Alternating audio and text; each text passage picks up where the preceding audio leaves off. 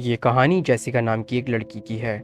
Jessica एक बेहद गरीब घराने की लड़की थी। उसकी माँ तभी गुजर गई थी जब वो 8 साल की थी। घर में उसका भाई और उसके पापा रहते थे। उसके पापा अक्सर शराब पीकर जेसिका को मारा करते थे। एक दिन ये सब इतना ज़्यादा बढ़ गया कि जेसिका को अपने छोटे भाई को लेकर अपने घर से भागना पड़ा। वो दोनों छोटे बच्चे अपने शहर से भागकर दूसरे शहर आ गए थे। 15 साल की जेसिका ने भागने का डिसीजन तो ले लिया था, मगर वो अपना और अपने 9 साल के भाई का ध्यान एक अनजान जगह पर कैसे रखेगी, ये वो नहीं जानती थी। जेसिका और उसका भाई जॉन एक चर्च के सामने बैठ गए और वहीं लोगों से भीख मांगने लगे। उधर से गुजर रही एक नन ने उन दोनों बच्चों को देखा और उन दोनों से बात करने आ गई। जेसिका ने उसको सब कुछ बताया। उस नन को उन पर बहुत तरस आ गया। वो उन्हें अपने साथ उस चर्च में ले गई और जेसिका और जॉन ने वहीं रहना शुरू कर दिया। जेसिका ने जॉन का एडमिशन चर्च के ही एक स्कूल में करवा दिया और वो खुद एक प्रेयर ग्रुप की पार्ट बन गई। जल्द ही जेसिका की पूरी अटेंशन चर्च में हो गई और चर्च ने उसे भी एक नन बना दिया। मगर नन बनने के बाद जेसिका के साथ कुछ ऐसा होना शुरू हो गया जो उसने कभी ख्वाब में भी सोचा नहीं था। एक रात जेसिका अपने रूम में सो रही थी तो उसे अचानक दौरे पड़ने लगे। वो ऐसे चीखने लगी जैसे कोई उसे बहुत ज़ोर से मार रहा हो। जब बाकी की नन्स उसकी आवाज़ सुनकर उसके कमरे में आईं, तो वो हैरान रह गईं। जेसिका की बॉडी अकड़ गई थी और उसकी आंखें बिल्कुल सफ़ेद हो गई थीं और वो दर्द से चिल्ला रही थी, मगर उसकी आवाज़ उसकी नहीं बल्कि किसी आदमी की आवाज़ लग रही थी। ये देखकर एक नन ने जेसिका पर हॉली वाटर डाल दिया और जेसिका की स्किन से धुआं निकलने लगा। उसके बाद कुछ ही पल में वो रिलैक्स हो गई। इस हादसे के बाद से जेसिका की तबीयत खराब रहने लगी। उसके बिहेवियर में काफ़ी चेंजेस आ गई थीं। वो अब चर्च में आती ही नहीं थी और देर रात तक कॉरिडोर में अकेले घूमती रहती थी। कभी वो बेवक्त हंसने लगती तो कभी किसी आदमी की आवाज़ में अजीब आवाज़ें निकालती, कभी किसी पर ज़ोर से चिल्लाती जैसे कोई जानवर हो, तो कभी कोने में बैठी रोती रहती।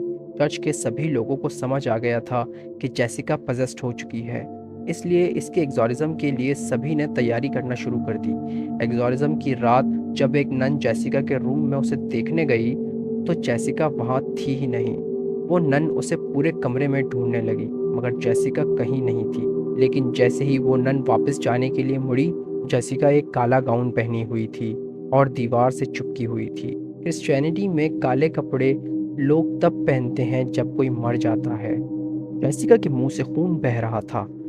अचानक वो उस नन पर कूद पड़ी। इतनी ही देर में जेसिका के रूम में बाकी सब भी आ गए और उन्हें देखकर जेसिका पागलों की तरह हंसने लगी। प्रीस्ट ने उस पर जैसे ही हॉली वाटर डाला तो वो दर्द से चीख उठी और खुद को एग्जॉरिज्म से बचाने के लिए वो अपने रूम की विंडो से कूद गई।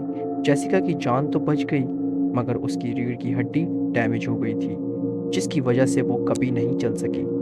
इसके बाद जेसिका का एग्जॉरिज्म होना काफ़ी आसान हो गया था, लेकिन जब तक चर्च के लोगों ने उसका एग्जॉरिज्म करना शुरू किया, तब तक उसके अंदर का डेविल उसके अंदर से जा चुका था। जेसिका को चर्च के ही एक हॉस्पिटल में एडमिट करवाया गया, मगर प्रीस्ट जानना चाहते थे कि आखिर जेसिका के साथ ये सब क्यों और कैसे हुआ। उन्होंने जेसिका को हिप्नोटाइज करने का सोचा और एक छोटी सी इन्वेस्टिगेशन टीम बनाकर पता लगाने लगे कि आखिर हुआ क्या था। काफ़ी ढूंढने के बाद उन्हें ये पता चला कि जेसिका की माँ एक कल्ट मेंबर थी, एक ऐसे कल्ट की मेंबर जहाँ काला जादू करने वाले और डेविल की पूजा करने वाले लोग थे।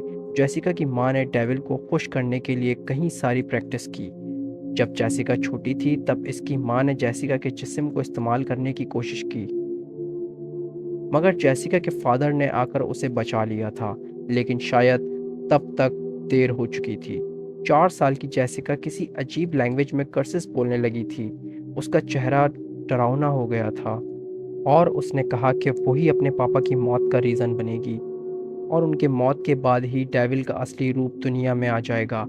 अपना काला जादू उल्टा हो जाने की वजह से जेसिका की माँ की डेथ हो गई और जेसिका के पापा जानते थे कि जेसिका में भी डेविल है, इसलिए धीरे धीरे वो उससे दूर होते चले गए और उससे नफरत करने लगे। जिस रात जेसिका अपने भाई को लेकर घर से भागी, वो अपने पापा की शराब में जहर मिलाकर आई थी और उसके पापा की मौत तभी हो गई थी। उसके बाद से जेसिका पजेस्ड हो गई थी। इसका मतलब ये था कि जेसिका को पजेस्ड खुद डेविल ने किया था। ये सब जानने के बाद प्रिस्ट का दिल बहुत बुरी तरह दुखा और उन्होंने जेसिका के भाई जॉन को अपने पास बुलाया। तब उन्होंने देखा कि जॉन की पीठ और हाथ पर अजीब से निशान बने हुए थे। वो समझ गए थे कि जेसिका भी अपनी माँ की तरह पोजेस्ड होकर डेविल की पूजा करने लगी थी और अपने भाई का जिस्म उसकी पूजा के लिए यूज़ करने लगी थी। ये सब पता लगने के बाद प्रीस्ट ने जेसिका पर कई सारे एग्जॉरिज्म किए, मगर जेसिका की तबीयत दिन ब दिन बिगड़ती गई और आखिर में उसकी मौत हो गई।